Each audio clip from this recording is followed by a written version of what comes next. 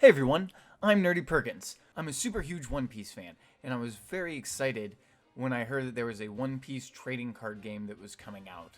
I've been following a lot of the news and decided that I'd throw my hat in the ring doing a little channel kind of talking about the card game. And I thought I would, at least for the start, come at it from more of a perspective of a One Piece fan.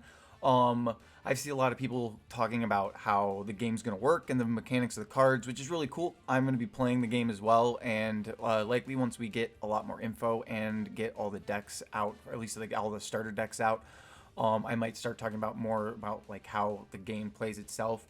But today, I wanted to kind of take a look at the info we have about the starter decks currently and kind of, see what I can glean from the information that they've dropped so far. And we obviously have the whole purple and red deck already. I'm going to talk about those a little bit, but mostly I wanted to talk about the green and the blue decks. Because I think they're going to be a little different. So red and purple seem to be functioning like as the crews of the red and purple decks seem to be functioning as those specific crews that they're named after. So we have the Straw Hat Pirates for red and the Animal Kingdom Pirates for purple. But with green and green and blue, we have them being called the Worst Generation for green and the Seven Warlords for blue. And as they've revealed information about the green deck over the past week, I kind of came to the conclusion that, and some people may have just thought this was obvious based off the names of the decks themselves, but they seem to be themed more about those groups. So you see we have Beppo and Heat. My cards got all a little mixed up. I had them in a different order, but Beppo and Heat are vanillas, so they don't have any effects on them.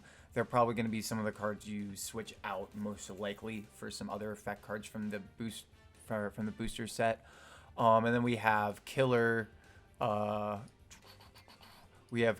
Kid, and Law as our effect cards, with Killer being on the lower end. So my guess is that we're going to see other Worst Generation members like Capone, Hawkins, Apu. We might even see X-Drake here, and we may even see a green Zoro or a green Luffy appear in this deck, which would be pretty cool. And then wouldn't surprise, like, it totally makes sense that we have at least those two kind of being multicolored in some way. Not like fully, but like in the sense that they have like a red card and a pink and a green card representing. And same thing with X-Drake here. And then, so the guys I would think we're gonna likely see a lot of is gonna be Luffy, Zoro, Hawkins, Capone, Apu, and X-Drake, just because those are kind of all characters that have been, around and doing stuff. Though I wouldn't be surprised if we see Erusian, Bonnie as well, maybe Blackbeard, but Blackbeard kind of fits into his own category and is always like a weird ancillary character or ancillary like addition when it comes to the Worst Generation, because like he's part of the like supernovas, but he's also like it's kind of weird. But anyway, that's my guess for what we're gonna see in green. And we'll move on to blue. So blue, pretty easy to guess as well. Vanillas will probably be like, various Brockworks and maybe some Buggy members, or some other members of Worst Generation crews in general. Maybe even Don Quixote. That would probably make sense. And those will be your vanillas that you'll probably, kind of switch out. It might be Brockworks focused just because it's a Crocodile as the leader.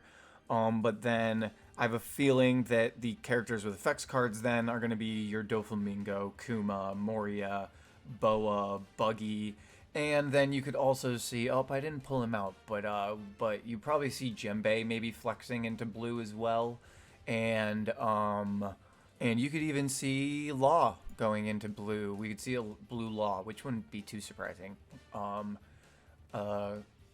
we'd see that happening because he was also a warlord. But I would probably lean more towards the like kind of original set with Doflamingo, Kuma, Moria, Boa, and Mihawk and Buggy. Those are probably like super solid locks for the 6 kind of effect cards in that set. Oh, and I didn't mention the green stage, but it's likely going to be Sabodi, just because that kind of represents all these characters. But an out there one I would put out there that I'd like to see would be Capone's castle. His castle form. I think that'd be a really, really cool stage to do. But for blue, it's probably gonna be Alabasta, just because you do have Crocodile as a leader, and I do think we'll see stages that kind of focus on various crews as well. So we'll probably see like Kid's ship, Law's ship. I don't think Crocodile ever had a ship, so that's why I'm leaning towards Alabasta, just in general.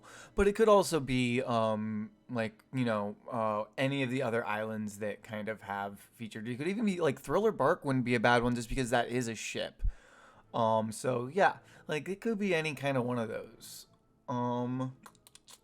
Not much to say about red, other than kind of what I want to cover here with purple. Because the purple deck, it's pretty strong. We have an idea of how it's going to play, but I do think we have a key mechanic that likely hasn't been shown in some way, or that will likely make some kind of appearance. I do know that Bandai Namco is making this, and that they do Digimon. So I haven't played the Digimon card game at all. I'm not familiar with it, but I do know that there is a Digivolve mechanic, I believe, and there is Digivolving in general in Digimon. So, one thing to notice with the purple deck is that all of these characters are Zone Devil Fruit users. If you were coming in here like just because you're interested in the card game itself, or specifically, and have no One Piece knowledge, basically they have animal forms. They have magical abilities that let them transform into animals. They have a full form that makes them just straight up look like that animal, like, and function like it. And then they all have hybrid forms, which are like a human animal hybrid.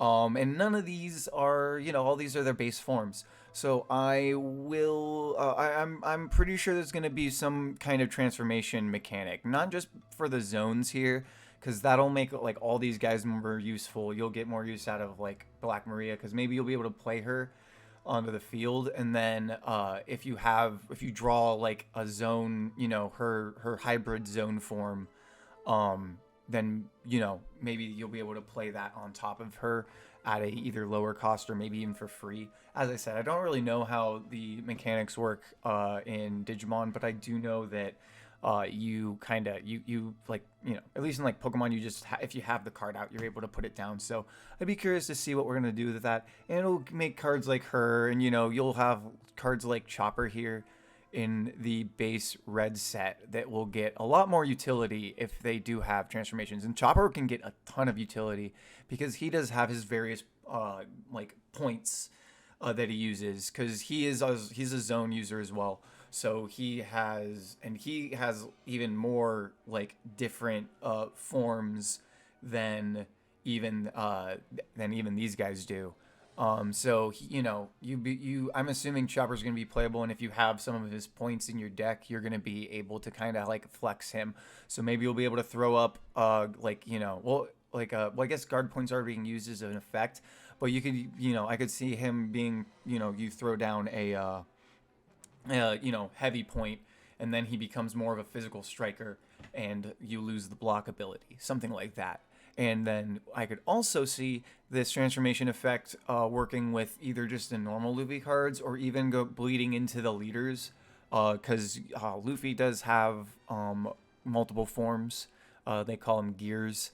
2 and 3, I mean, you could see transformations for those, but I'm kind of leaning more towards what are called the Gear 4 transformations, because we do have at least 3 of those that would be like, totally feasible to see in this card game, because they're definitely drawing stuff from like, very recent arcs. So I wouldn't be surprised if we see like his gear, like his gear 4 transformations using the like same mechanic as these zone users do. Um, and I'll talk about it a little more in the next video I'm gonna do, which I'm probably just gonna record right now, but you will see it in the future. Talking about the leaders, because I do want to talk about who I think who I think we're gonna get as our extra leaders for the colors. But I do want to do that as its own kind of video. And before I end it here, I just want to shout out the One Piece trading card game Discord. You can find it pretty easily from the One Piece trading card game Reddit. Both of them have been keeping very up to date on what has been released so far. And that's how we're getting awesome stuff like this, where we have the cards put in the tabletop simulator. And I believe we have a content creator named, I know we have a content creator named Basically Hawkins, who I will probably link in the description below, because honestly, I wouldn't have been able to kind of make this video the way I did without this awesome tabletop simulator mod that he did. So go if you haven't, and you probably already have seen his stuff if you're like following this trading card game at all. But if you haven't, you should definitely go over and check out his stuff. And there's a lot of other people who are on the Discord and who are talking about this. And I was kind of like discussing it with them yesterday, just kind of like giving out my ideas and hearing what other people have to think about what we're gonna see in these decks.